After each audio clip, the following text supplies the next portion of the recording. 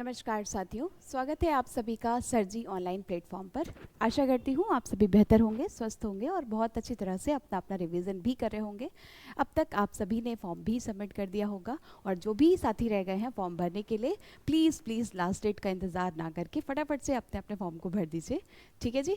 तो चलिए, जैसा कि आज आप थंबनेल पर देख पा रहे हैं, वर्णमाला रिवीजन। जी हाँ, यानी कि अब तक आप वर्णमाला का टॉपिक कंप्लीट 100% पूरी तरह से पढ़ चुके हैं। और ज़रूरी है कि किसी भी टॉपिक को, किसी भी विषय के किसी भी टॉपिक को पढ़ने के बाद आप उसका रिवीजन करें। रिवीजन यानी कि उससे संबंधित प्रश्न आपके एग्जाम में किस तरह से पूछे जाने वाले हैं, इसका बहुत अच्छी तरह से आपको पता होना चाहिए। जिसके लिए मैम आज आपके लिए वर्णमाला जो चैप्टर हमारा कंप्लीट हो चुका है उसका संपूर्ण रिवीजन आज हम करेंगे। यानी कि कोई भी प्रश्न किसी भी तरह से भाषा बदलकर कैसे एग्जामिनर आपसे पूछ सकता है, यानी कि ये टॉपिक हमारा आज के बाद 100% कंप्लीट हो जाएगा और उसके बाद हम बढ़ेंगे अपने अगले टॉपिक की तरफ। तो फटाफट से कर दीजिए थंब शेयर, बढ़ते हैं आगे अपने अगले टॉपिक की तरफ, यानी कि क्वेश्चन नंबर फर्स्ट, वर्णमाला का भाषा की सबसे छोटी इकाई कौन सी होती है? बताइए भाई फटाफट जल्दी जल्दी से। भाषा की सबसे छोटी इकाई, और आपको हर एक पॉइंट बहुत अच्छी तरह से क्लास में बताया गया है, सिर्फ और सिर्फ आपको सोचना है और जल्दी जल्दी से आंसर देना है। वर्ण है, शब्द है, व्यंजन है या फिर स्वर है? बताइए जल्दी से। तो शायद अब तक आप सभी के आंसर आ गए होंगे और आ भी जाने चाहिए, है ना। कहते हैं हिंदी कई बार, जैसे कि मैम ने शुरुआती क्लास आपकी ली थी तो बताया था कि स्कोर बूस्टिंग विषय है, और स्कोर बूस्टिंग सिर्फ इसलिए है कि आपने एक सामान्य पाठ्यक्रम पढ़ना है और कम समय में आप ज़्यादा से ज़्यादा प्रश्नों का उत्तर दे सकते हैं। यानी कि आपका जो बचा हुआ समय होगा एग्जाम में वो काम आने वाला है आपके मैथ्स और रीजनिंग के लिए। ठीक है, तो यहाँ पर आपको बहुत ज़्यादा समय नहीं देना है, और समय कम कब लगता है? जब आप अच्छी तरह से प्रैक्टिस कर लेते हैं। ठीक है जी। तो आप जो भी बच्चे ऑप्शन डी आंसर कर रहे हैं उन सभी का आंसर बिल्कुल सही है। वैसे तो वर्ण भी बताया गया था आपको, ध्वनि भी बताया गया था और अक्षर भी बताया गया था, है ना। अब ऑप्शन में, यानी कि एग्जामिनर जो भी ऑप्शंस आपको देगा उन तीनों में से अगर कुछ भी मिलता है तो वही आपका बिल्कुल सही आंसर हो जाएगा। आते हैं अगले प्रश्न पर, यानी कि प्रश्न संख्या 2। ठीक है, और यहीं पर अगर आपसे एक प्रश्न और पूछ लिया जाए कि ठीक है आपने इकाई तो बता दिया, लेकिन भाषा की सार्थक इकाई कौन सी हो जाएगी, है ना। सार्थक यानी कि जिसका अर्थ हो। ठीक है जी, क्या हो जाएगा? सार्थक इकाई कहलाती है शब्द। यानी कि जब तक हम शब्द नहीं बनाते तब तक हमें उसका सार्थक अर्थ सिर्फ और सिर्फ वर्ण से नहीं समझ में आता है। ठीक है, नेक्स्ट नेक्स्ट नेक्स्ट अगला प्रश्न है, वर्णमाला कहते किसे हैं? पूरी की पूरी रामायण आपने पढ़ी है, अब आप बहुत अच्छी तरह से बता सकते हैं कि राम और सीता कौन थे। ठीक है, वर्णमाला यानी कि वर्णों का व्यवस्थित समूह ही वर्णमाला कहलाता है ना। क्रम से अरेंज करना। ठीक है, वर्णों के व्यवस्थित समूह को ही वर्णमाला कहते हैं, इसमें कोई डाउट, कोई परेशानी नहीं होगी। ऑप्शन डी बिल्कुल बिल्कुल सही आंसर हो जाएगा। नेक्स्ट है, निम्न में से कंठ ध्वनियाँ कौन सी हैं? कंठ, बताया था आपको कि संपूर्ण वर्णमाला में वर्गों की संख्या कितनी होती है, यानी कि कुल वर्ग कितने होते हैं, है ना। तो कुल वर्गों की संख्या होती है 5, और प्रत्येक वर्ग के व्यंजनों का उच्चारण स्थान भी आपको बताया था। और जो साथी ट्रिक पर आधारित होंगे उन्हें याद होगा कि ट्रिक भी आपको बताई गई थी, है ना। यानी कि कंठ, तालव्य, मूर्धा, दंत और ओष्ठ। अब यहाँ पर क ख यानी कि कंठ ध्वनियाँ जो हैं, यानी कि पहला जो हमारा वर्ग है क ख ग घ अंगा, इन सभी व्यंजनों का उच्चारण स्थान या इनकी ध्वनियाँ कंठ होती हैं। ठीक है जी, ऑप्शन ए बिल्कुल सही है।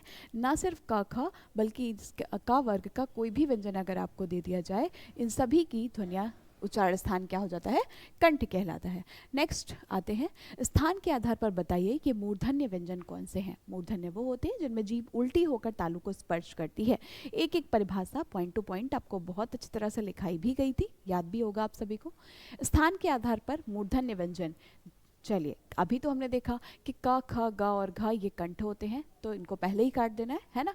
मूर्धन्य यानी कि ट ठ ड ढ और ढ, है ना। जीभ उल्टी होकर जिसमें तालु को स्पर्श करती है वही व्यंजन क्या कहलाते हैं? मूर्धन्य व्यंजन कहलाते हैं। यानी कि ऑप्शन सी जो है वो बिल्कुल बिल्कुल सही आंसर हो जाएगा। नेक्स्ट है, निम्न में से अल्प प्राण व्यंजन कौन से हैं? अल्प प्राण वर्ण कौन से हैं? क ग, फ और भ, थ और ध, अ और आ। अल्प प्राण भी आपको बताया गया था और महाप्राण भी बताया गया था। ठीक है, अब कहते हैं ना, पढ़ के तो बहुत सारे बच्चे जाते हैं, लाखों की भीड़ है और हजारों को छांटना है। ठीक है, तो एग्जामिनर के लिए भी एक अच्छा खासा टास्क होता है कि आउट ऑफ सिलेबस भी कोई प्रश्न नहीं देना है, प्रश्न भी ऐसे देना है जो कि बहुत आसान भी ना हो, कि मेरिट एकदम 100% चली जाए, है ना। तो हर एक बात को ध्यान में रखते हुए ही एग्जामिनर प्रश्न बनाता है।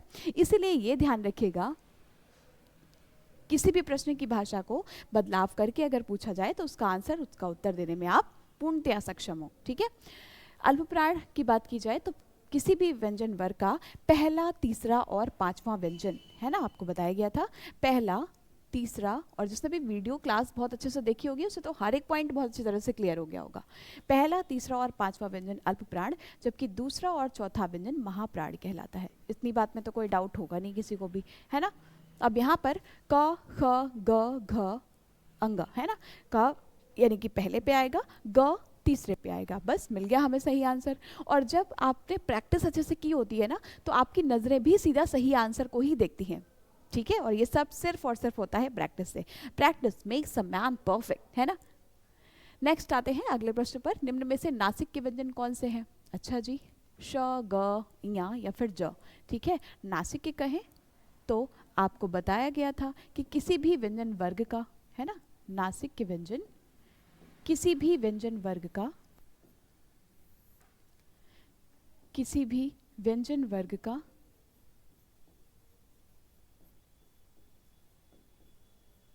किसी भी व्यंजन वर्ग का अंतिम कहें या फिर पांचवा, है ना, अंतिम या पांचवा व्यंजन नासिक के व्यंजन कहलाता है ना। अंतिम या पांचवा व्यंजन नासिक के व्यंजन कहलाता है।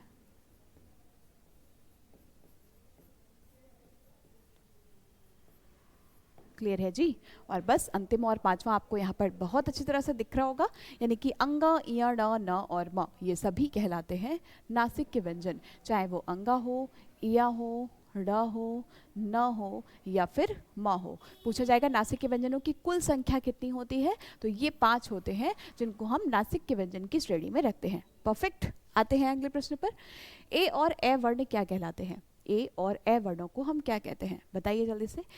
साथ ही साथ ना सिर्फ ए और ए को, बल्कि अगर आपसे पूछा जाए ओ और ओ को हम क्या कहते हैं, ओ और ओ को क्या कहते हैं, तो ए और ए वर्ण जो है इनका उच्चारण कंठ और तालव्य दोनों से होता है, इसलिए इनकी जो ध्वनि है उनको हम कंठ तालव्य बोलते हैं। जबकि जो ओ और ओ वर्ण है इनको हम कंठोष्ठ के नाम से जानते हैं, ठीक है जी, कंठोष्ठ के नाम से जानते हैं, याद रखिएगा, है ना।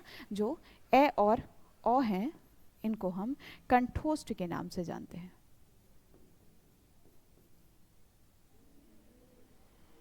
कंठ और ओष्ठ, ठीक है।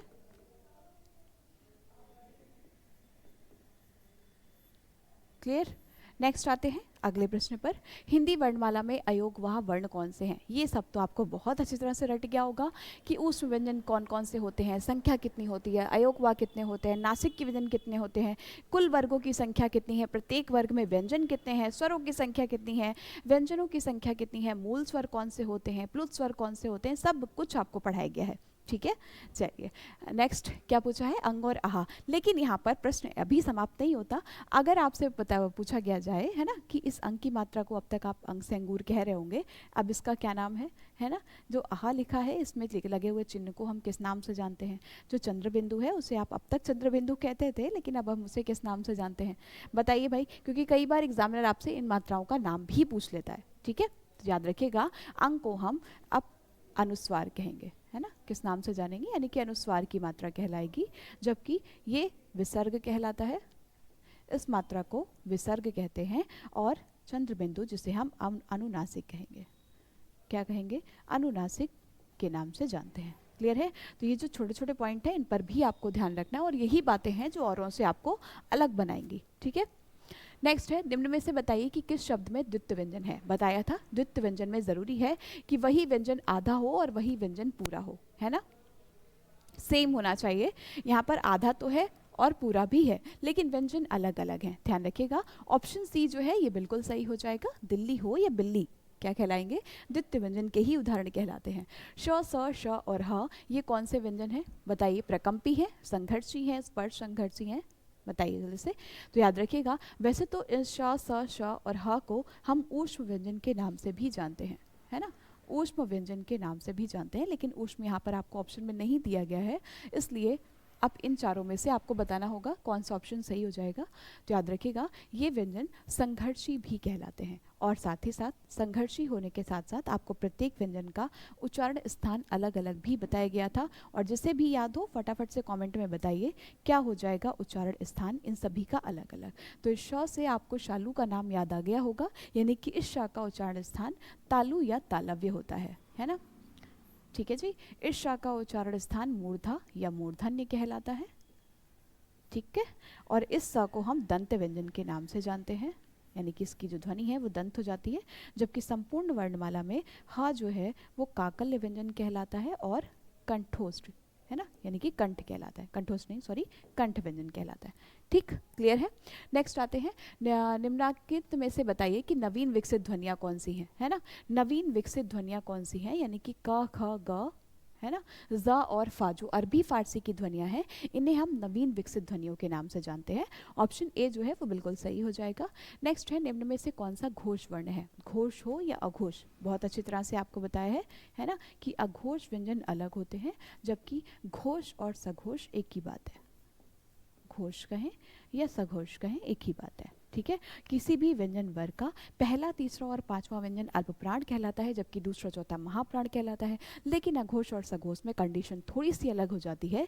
किसी भी व्यंजन वर्ग का पहला और दूसरा व्यंजन अघोष कहलाता है, जबकि तीसरे, चौथे और पांचवें व्यंजन को हम घोष या सघोष के नाम से जानते हैं।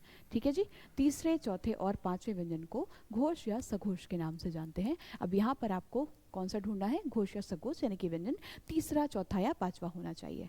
त थ च छ, है ना, प फ ब भ म क ख, यानी कि बस मिल गया हमें हमारा आंसर। ऑप्शन सी यहाँ पर बिल्कुल सही है। नेक्स्ट है, कौन सा अमानक वर्ण है, ग, ध, घ, ख, या फिर यहाँ पर ये म नहीं बल्कि भ होगा। ठीक है, बताइए, भ।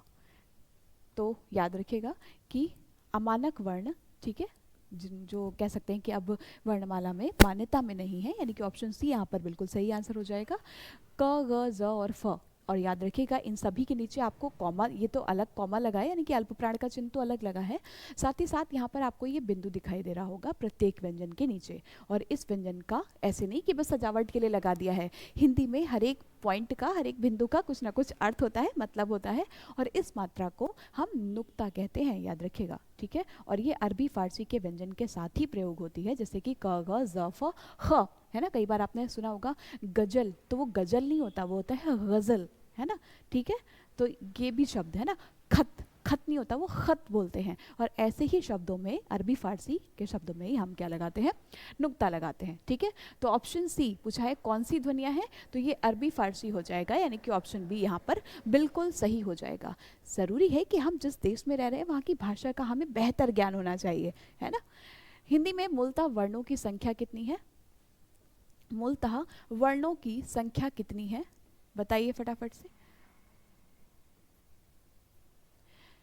अब यहाँ पर आपसे नवीन विकसित नहीं पूछे हैं, है ना, और ऑप्शन में जो है वो 52 भी है और 53, यानी कि 52 और 53 दोनों दिए गए हैं। तो वर्णों की कुल संख्या आप इसमें 52 ही लगाएंगे जब आपसे नवीन विकसित पूछा जाए, है ना, यानी कि वर्तमान में पूछा जाए तो आपका आंसर 53 भी हो सकता है। तो इस प्रश्न में आपको खास ध्यान रखना है कि प्रश्न की भाषा में क्या पूछा गया है। ठीक है, नेक्स्ट आते हैं अगले प्रश्न पर। श ध्वनि किसके अंतर्गत आती है, मूल स्वर, नहीं भैया, स्वर तो है ही नहीं, है ना, ये तो व्यंजन है। घोष वर्ण है, तालव्य है, या फिर संयुक्त वर्ण है, बिल्कुल सही, संयुक्त वर्ण ही है। और संयुक्त वर्णों की कुल संख्या होती है कितनी, 4, है ना, 4 होते हैं जो कि संयुक्त वर्ण कहलाते हैं। कौन कौन से 4 होते हैं ये भी बताया गया है आपको, छ, त्रे, ज्ञ और श्र। ठीक है, क्लियर, छ, त्रे, ज्ञ और श्र, यानी कि श बनता कैसे है बताया गया था आपको, दो व्यंजनों के संयोग से मिलकर बनने वाला वर्ण क्या कहलाता है, संयुक्त वर्ण या संयुक्त व्यंजन कहलाता है ना। त्र कैसे बनता है, त और र के याद रखिएगा हलंत लगा हुआ होना जरूरी है। आपको 2 ऑप्शन या सारे ऑप्शन ऐसे भी दिख सकते हैं जिसमें हलंत ना लगाओ, तो अगर हलंत नहीं है तो वाला ऑप्शन पहले ही काट दीजिएगा, गलत माना जाएगा। ठीक है, त और र। नेक्स्ट है ज और इया के संयोग से मिलकर बनता है, और श्र जो है वो श और र के संयोग से मिलकर बनता है। ठीक, क्लियर है? तो ये 4 ऑप्शन आपके बिल्कुल सही हो जाएंगे जो कि संयुक्त वर्ण कहलाएंगे।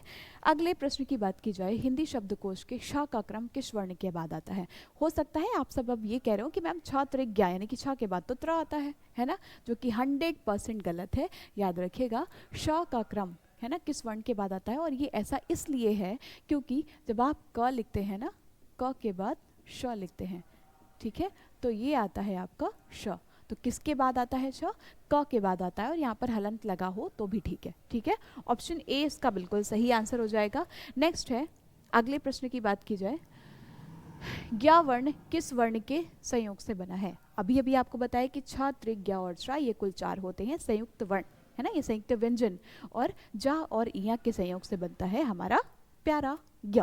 ठीक है, याद रखिएगा, अभी अभी बताया है कि बेटा हलंत, बिना हलंत का भी ऑप्शन होगा जो कि 100% गलत है। हलंत का आपको विशेष ध्यान रखना है। बिना हलंत का ऑप्शन जल्दबाजी में, देखिए 2 ही गलतियां होती हैं, एक तो जल्दबाजी में आप प्रश्न ठीक से नहीं पढ़ते, और दूसरा ऑप्शन को सही से देखते नहीं है और फटाफट से बस बिना देखे आंसर लगा देते हैं, है ना। तो पेपर जल्दी करना है, लेकिन साथ साथ ये भी ध्यान रखना है कि ऑप्शंस ध्यान से देखिएगा, ठीक है, उसके बाद ही निशान लगाइएगा, क्योंकि दोबारा से चेंज करने का भी ऑप्शन नहीं है ना। अगले प्रश्न की बात की जाए, अघोष वर्ण कौन सा है? अ, ह, ज या झ या स। ठीक है, याद रखिएगा, ये जो स है इसको हम अघोष ध्वनि के ही नाम से जानते हैं। ठीक है, नेक्स्ट है, घ का उच्चारण स्थान कौन सा है? अभी अभी तो हमने पढ़ा है ना कि का वर्ग का कोई भी व्यंजन हो कंठ ही कहलाता है, जिसका उच्चारण स्थान, जिसकी ध्वनि जो है वो कंठ होती है।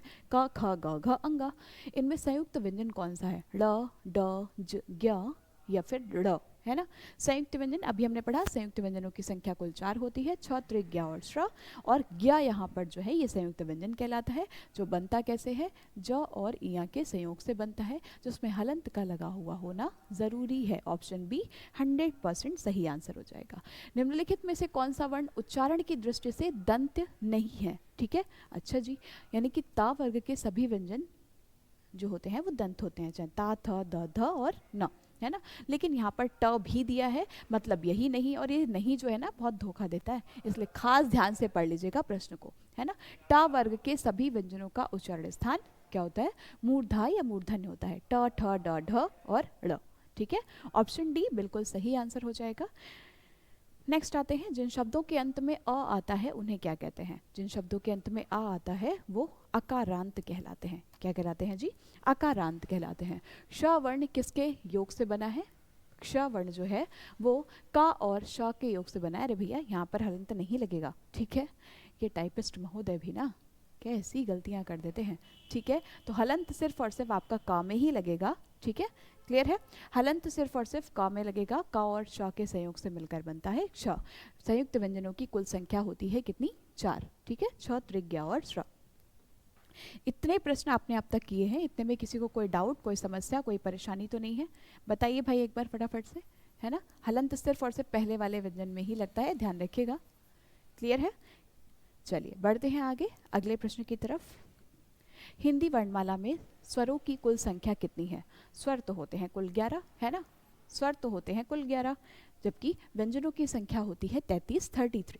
निम्न में से कौन सा स्वर नहीं है? अ, ए, उ या फिर ज? साधारण सी बात है, क से लेकर ज्ञ तक के जितने भी होते हैं उन सबको हम व्यंजन कहते हैं, स्वर नहीं। स्वर जो होते हैं पूर्णतः स्वतंत्र होते हैं, जैसे कि आप सब, जबकि व्यंजन होते हैं आपके दादाजी, यानी कि उनको कहीं भी आने जाने के लिए ज़रूरत होती है, ठीक है। चलिए आगे आते हैं अगले प्रश्न की तरफ। निम्नलिखित में से कौन सा ट वर्ग का नहीं है व्यंजन? अच्छा जी, ट, ठ, ड, ढ, ड़। हाँ जी बिल्कुल, जो घ है ये तो क वर्ग का है, ना कि ट वर्ग का। ये व्यंजन तो क वर्ग का है, और ये सारे आंसर्स वो बच्चे तुरंत दे पा रहे होंगे विद इन अ सेकेंड जिन्होंने चार्ट रट लिया होगा, है ना। क, ख, ग, घ, अंग, च, च, ज, ज, ञ, ट, ड, ढ, ढ, त, थ, द, ध, न, प, फ, ब, भ, म। ये चार्ट रटा होना बहुत ज़्यादा ज़रूरी है। अच्छा, चार्ट अगर रटा है तो ये बताइए, संपूर्ण वर्णमाला में हम अर्धस्वर के नाम से किसको जानते हैं? यानी कि कौन से व्यंजन को? कौन सा व्यंजन है जो अर्धस्वर कहलाता है? बताइए फटाफट से, क्या हो जाएगा? प्रकंपित रा को कहते हैं प्रकंपित या फिर लुंठित, जबकि ला जो है वो पार्श्विक कहलाता है, पार्श्विक व्यंजन कहलाता है। अर्धस्वर यानी कि या कहलाता है, जो बनता कैसे है? ई और अ के संयोग से मिलकर बनता है। क्लियर। आते हैं अगले प्रश्न पर। हिंदी वर्णमाला में व्यंजनों की संख्या कितनी है? व्यंजनों की संख्या कुल 33 होती है, 33। निम्नलिखित में से कौन सा स्वर है? अ, ज, ढ या झ? अच्छा जी, स्वर। तो स्वर तो यही है, ऑप्शन ए है ना। नेक्स्ट है अगला प्रश्न, निम्नलिखित में से कौन सा योगवाह, नहीं भाई अयोगवाह, ठीक है, कौन सा अयोगवाह है?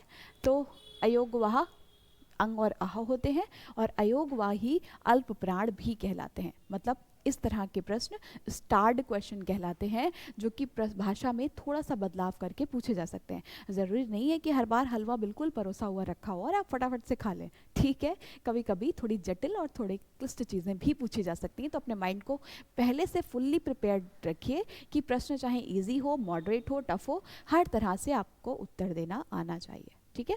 नेक्स्ट आते हैं अगले क्वेश्चन पर। 10 प्रश्न और बचे हैं, कुल 40 प्रश्नों का ये टेस्ट है, ठीक है। 10 प्रश्नों के बाद आप जांच पाएंगे कि अब तक आपने जो भी पढ़ा है इस टॉपिक में वो कितने प्रतिशत आपको तैयार हो चुका। और अगर कहीं पर भी, जैसे मान लीजिए आपका अल्पप्राण का, महाप्राण का, घोष का क्वेश्चन गलत हो रहा है, तो उस टॉपिक को, उस क्लास को एक बार दोबारा से जाकर देखिएगा कि आखिर आपसे गलती क्यों हो रही है, ठीक है जी। छ ध्वनि का उच्चारण स्थान क्या है? छ ध्वनि सबसे पहले आपको ये पता होना चाहिए किस वर्ग के अंतर्गत आएगी। तो च, छ, ज, झ और इया है ना, च वर्ग के अंतर्गत आती है। और च वर्ग के सभी व्यंजनों का उच्चारण स्थान क्या हो जाता है? तालव्य हो जाता है। नेक्स्ट, निम्नलिखित में से कौन एक संयुक्त व्यंजन नहीं है ना। संयुक्त व्यंजन छ, त्रिक, ज्ञ और श्र होते हैं। यहाँ पर ये जो श है ये संयुक्त व्यंजनों में नहीं आता है, जबकि इसका जो उच्चारण स्थान है वो मूर्धा या मूर्धन्य होता है। क्लियर। नेक्स्ट, तालव्य व्यंजन कौन से हैं? बिल्कुल पहला ही आंसर मिल गया, तो बाकी के आंसरों की तरफ समय क्यों बर्बाद करना। छ, छ, ज, झ, इया सभी व्यंजन वर्ग में से जो च वर्ग व्यंजन वर्ग है, इन सभी का उच्चारण स्थान क्या हो जाता है? तालव्य कहलाता है। क्लियर। नेक्स्ट है, यरा लवा किस वर्ग के व्यंजन हैं? तालव्य हैं, अंतस्थ हैं, ऊष्म हैं या फिर ओष्ठ हैं? अच्छा जी, बताइए जल्दी से। ग्यारह लावा जो है इनको हम अंतस्थ व्यंजन ही तो कहते हैं, जबकि ऊष्म कहते हैं हम श, स, श, यानी कि तीनों श और ह को हम ऊष्म व्यंजन के नाम से जानते हैं। तीनों श और ह को हम ऊष्म व्यंजन के नाम से जानते हैं, जबकि पा वर्ग के सभी व्यंजनों का उच्चारण स्थान ओष्ठ कहलाता है ना। पा वर्ग के सभी व्यंजनों का उच्चारण स्थान ओष्ठ कहलाता है, और च वर्ग के सभी व्यंजनों का उच्चारण स्थान तालव्य कहलाता है। तो ऑप्शन सी यहाँ पर बिल्कुल सही हो जाएगा। लेकिन अब इनकी अलग अलग ध्वनियाँ तो आपको बेहतर तरीके से पता होंगी ना, यानी कि अभी अभी आपको बताया भी था, या को हम किस नाम से जानते हैं, रा को क्या कहते हैं, ल को क्या कहते हैं, और व की ध्वनि क्या होती है। बताइए भाई, जितने भी प्रश्न आपसे पूछे जा रहे हैं ना, ज़रूरी है कि आप फटाफट से उन सभी का आंसर कर दीजिए, ठीक है। तो संपूर्ण वर्णमाला में अर्ध स्वर के नाम से जाना जाने वाला व्यंजन होता है य, ठीक है। अर्ध स्वर के नाम से जाना जाता है, ई और अ के संयोग से बनता है य। क्लियर। जबकि संपूर्ण वर्णमाला में प्रकंपित और लुंठित, क्योंकि इसकी मात्रा को बोलने में होता है कंपन, है ना। र जैसे आप बोलते हो र, है ना, फर्राटा, गर्म, तो इस तरह से ये जो वाइब्रेशन होता है, कंपन होता है, जिसके कारण ही इसको हम प्रकंपित या फिर लुंठित व्यंजन के नाम से जानते हैं। क्लियर। प्रकंपित या फिर लुंठित कहते हैं, ठीक है। और ला को हम पार्श्विक व्यंजन कहते हैं, पार्श्विक कहते हैं, जबकि वा को हम दंतोष्ठ व्यंजन के नाम से जानते हैं, दंतोष्ठ व्यंजन के नाम से जानते हैं। जैसे य, ई और आ के संयोग से बनता है, वैसे ही व, उ और आ के संयोग से बनता है, व, व, है ना। देखेंगे तो व ही आपके ध्वनि से जो है वो निकल रहा है। आते हैं अगले प्रश्न पर। अनुनासिक का संबंध, अनुनासिक तो भैया किससे, अनुनासिक का संबंध किससे होता है? तो याद रखिएगा, अनुनासिक का संबंध नाक और मुंह दोनों से होता है, मतलब ऑप्शन सी जो है वो बिल्कुल सही है। अनुनासिक की संख्या होती है कुल 5, प्रत्येक वर्ग का अंतिम और पांचवा व्यंजन ही अनुनासिक कहलाता है, जैसे कि अंग, इय, ड़, न और म। क्लियर। एनी डाउट नहीं होना चाहिए, ठीक है। अनुनासिक व्यंजन कौन से होते हैं? वर्ग के प्रथमाक्षर नहीं भैया, तृतीयाक्षर भी नहीं होते हैं, चतुर्थाक्षर भी नहीं होते हैं, बल्कि पंचमाक्षर जो है ना, वही कहलाते हैं अनुनासिक। नेक्स्ट नेक्स्ट नेक्स्ट अगले प्रश्न की बात की जाए। हिंदी वर्णमाला में स्वरों की कुल संख्या, स्वर होते हैं कुल 11, जबकि व्यंजनों की संख्या होती है 33। कंठोष्ठ ध्वनि का उदाहरण कंठोष्ठ कौन से हैं भाई, बताइए फटाफट से। कंठोष्ठ ध्वनि यानी कि कंठोष्ठ व्यंजन कौन से होते हैं?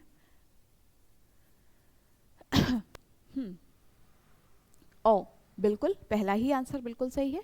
ओ को ओ हो या ओ हो, इनको हम कंठोष्ठ के नाम से ही जानते हैं। ऑप्शन ए बिल्कुल सही है, जबकि ए और ए को हम कंठ तालव्य कहते हैं, ना कि कंठोष्ठ। ठीक, नेक्स्ट है अगला, भाषा निर्माण की इकाइयों का सही अनुक्रम, यानी कि सबसे पहले आप क्या बनाते हैं। जैसे आप अंग्रेजी में पढ़ते हैं, सबसे पहले लेटर होता है ना, उसके बाद आप वर्ड बनाते हैं। ठीक है, इस तरह से हिंदी में भी आपसे पूछा है, तो सबसे पहले आएगा ध्वनि, है ना, उसके बाद बनाएंगे आप शब्द। ठीक है, अपने अक्षरों, जैसे कि मैम का नाम सोनाली है, सबसे पहले हमें सोनाली लिखना पड़ेगा ना, अलग अलग वर्ण को मिलाकर, फिर उसके बाद एक शब्द बनेगा, फिर उसके बाद हम एक क्या बनाते हैं, पद बनाते हैं, और उसके बाद बनता है हमारा वाक्य यानी कि सेंटेंस। ठीक है, तो ऑप्शन डी इसका बिल्कुल सही, और ये पूछा गया प्रश्न है ना, ज़रूर ध्यान रखिएगा, कई बार माइंड से स्किप भी हो जाता है और ये ऑर्डर अलग अलग लिख देते हैं आप। तो सबसे पहले ध्वनि, वर्ण या अक्षर कुछ भी जो भी लिखा हो, शब्द, पद, और फिर आता है आपका वाक्य। ठीक है, और ये रहा आज का लास्ट क्वेश्चन। प्रयत्न के आधार पर ल किस प्रकार की ध्वनि है ना, ल जो है इसको क्या कहते हैं, ये क्वेश्चन रहेगा आपके होमवर्क का, और मुझे लगता है 100% बच्चों का ये आंसर बिल्कुल सही आना चाहिए, कि अभी अभी आपको बताया भी किया है।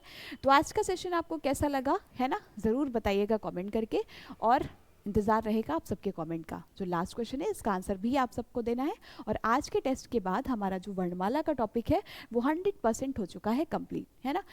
अगले वीडियो में आपको एक अगला टॉपिक मिलेगा जिसका नाम है संज्ञा। ठीक है, क्या होती है संज्ञा, हमारे आसपास क्या सब कुछ संज्ञा ही है, हम और आप क्या संज्ञा है या नहीं है, ये सब कुछ पता चलेगा आपको उस वीडियो में। तो चलिए आज का सेशन यहीं पर रखते हैं, मिलते हैं आपसे अगली क्लास में। तब तक के लिए ध्यान रखिए अपना, अपने घर वालों का। Thank you so much, bye bye, take care.